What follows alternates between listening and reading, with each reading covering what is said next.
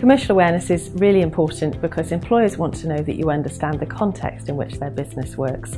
So that means you understand who their customers or clients are, you understand who their competitors are, and you've got an understanding of some of the issues affecting the sector in which they work. This is tested at cover letter, at application form, and also at interview. It helps you get the values of the company, commercial awareness.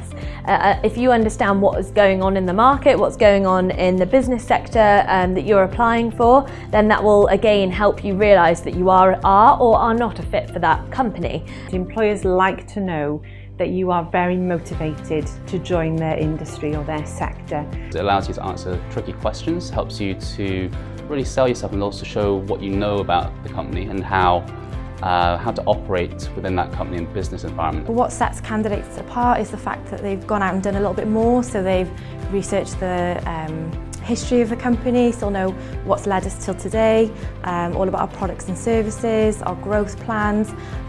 Sometimes they can come in and tell us things that we don't know or necessarily have been aware about the business, so it's things like that that sets people apart.